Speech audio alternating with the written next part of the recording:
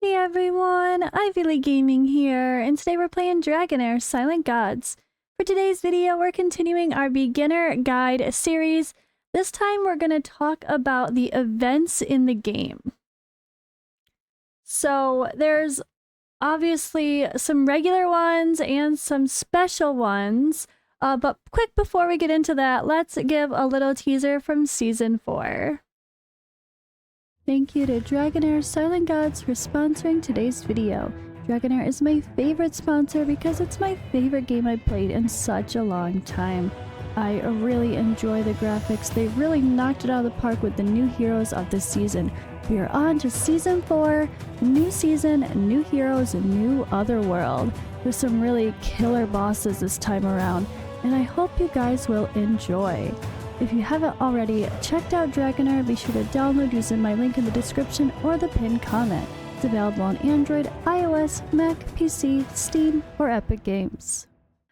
Alright, so in case you missed it, again, this is a continuation of my beginner guide series that I'm kind of doing an updated guide based on all the changes that have happened with the new Season 1 experience and kind of a fun binge series if you guys are new to playing.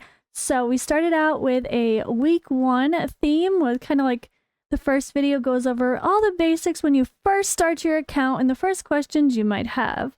Then I went over the game mechanics, understanding the stats, positioning, team presets, that sort of stuff. Then we went into the different game modes, talked about the campaign and story, the bosses, the dungeons, the vortex, all of that. Then we went into the gacha system, the summoning, when should you summon, how do the banners work, and whatnot. And then after was a video featuring the alliance system. So that's kind of your guilds, your clans, your alliances, as this game calls it, and what's involved there. And yeah, now and last but not least, was the exchange and shop. That's talking about spending the in-game currencies, the different shop rewards, and the actual spending of cash dollars. So that's a good one to definitely pay attention to. And now we are on to events. So there's a simple event little tab here. You can go in and see there is a daily check-in. Of course, we always love that sort of thing, where there's extra bonuses at bigger points. But there's also events like the Ace Challenger that are regular events added in. So arena, just doing your arena, even your auto battles, you're very easily going to do this within, I missed a couple days, so I did not do it. I did not do arena the past 2 days, so I missed it. But you don't have to worry, you will, as long as you don't forget like me, guilty as charged on this account. Yeah, you'll get it very easily. There's also events starting off that kind of does for just goblin and domains, or for doing the different dungeons, Grave of Curse, Grave of whatever.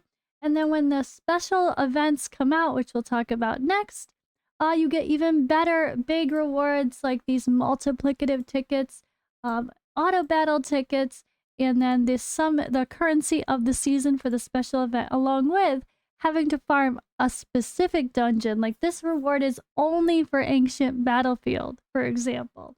Every week, though, there is also hard training. So hard training here has amazing rewards for just farming normal stuff. Goblin is probably the best, but also your higher levels of gear dungeons, equipment dungeons, and your arena farming count as well. This is a fun chance to try to push to the top of the rankings if you are able to by just saving your bread. Like me and Odd One have placed in the top 3 a couple times just by waiting to do them all at a certain time on the free-to-play servers. So it's really not that hard. It's just timing things out when you're going to go hard on something. Also try to make that count in your hard training and don't spread it out over a day where it's about to reset, ideally. If you can, just something to consider. There's also extra events coming up listed here. Like I mentioned, the free V-Cook that you get, that shows here in our Gift of New Life. Or did I mention that? No, I didn't yet. There's, again, spending options are sometimes here. The summon banners are here. And reminders about some of the special spending events as well are also here. Plus, you can hit the upcoming events tab and see which banners are coming And this also shows when there is a D&D collab posted or the special event of the season like UTR right now. So speaking of the special event of the season, this is UTR for season 1. He's unfortunately not the best hero, and I would not say people should prioritize going for him, although he does come to play to some pretty well importance depending on your roster.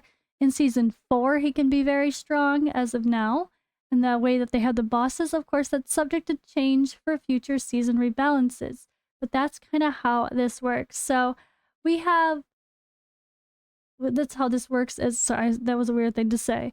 That's how it works, as in don't worry about summoning for him, but you still want to do the events, because doing the events and placing in the events like this one here, you actually also can get some weekly bonuses as well.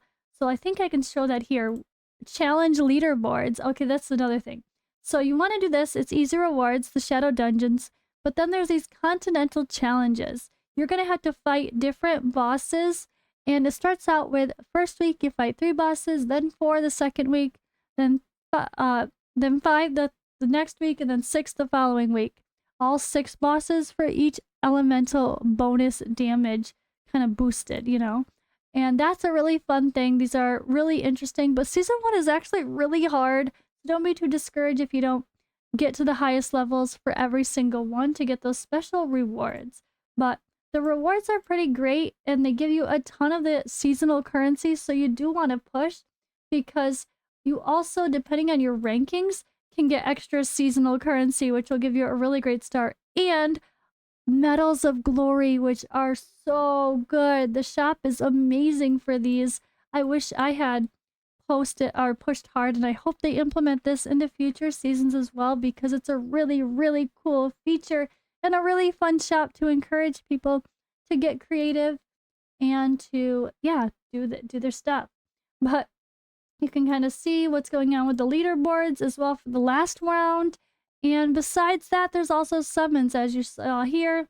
You can get these resources to get the hero of the season, which takes 200 of these by also doing summons. So at 5, 20, 40, 60, you get 10, 10, 20, 20, depending on how many summons you do.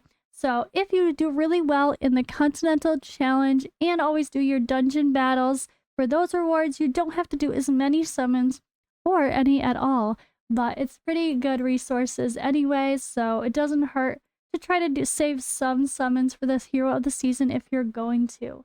Unless you're waiting for something like a D&D collab or whatever, then you might as well try to get the hero if you can do so fairly cheaply, so to speak. But every season has a different one. Season 2 is Ardreth, and she is amazing.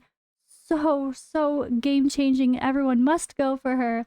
I highly suggest that you do so and save some early on. And then season 3 had Aladia, and season 4, which was also really great for ice support with shields and attack down. And season 4 has Calavera, who we haven't got to play with, but sounds amazing as well. And the seasonal shops allow you to actually purchase those heroes anyway later on, so don't stress too much if you do miss them. We will have opportunities to buy them later. Alright, I'm popping in from one of my other YouTube videos here. I'm going to show you can see Elminster here. We were going to do some summons for Elminster on this account. And yeah, not every season, that's what we got to tell you guys. There are D&D collabs, like the last one was Elminster, and the one before that was Dristawarden. And they are not tied to seasons, so they coincidentally came at the same time, which is probably their goal every season, to have Elminster or, you know, Drist, whatever the next one will be, as we already kind of know who that is anyway. But we'll have them at the same time, and you'll kind of know what to expect. But that didn't happen yet, so don't worry. Everyone that plays can take advantage of these D&D collab events, where when you summon, you get special fragments, special currency to get that hero specifically. And yeah, it's not necessarily, oh, as I just pull getting him, it's not necessarily too difficult to get one copy of the hero. But like with this event, they start adding artifacts for the hero as well. So it's a really good time to save your summons And do know that they are limited time only. The D&D Collabs, once the hero has come and gone, you can never get them again. That's their contract with the company. They can't help that. That's what they have. You know, it's kind of normal with IP situations being added into the mix. So don't think, oh, I can get Driss to Orden in Season 1 and Elminster in Season 2. No, you can't. And no, duplicates of them cannot be converted into artifacts that are in the standard artifact shop. Be sure to download via Android, iOS, Mac PC, Steam, or Epic Games if you haven't already. The link is in the description and the pinned comment. And thank you to Dragonheir Silent Gods for sponsoring today's video.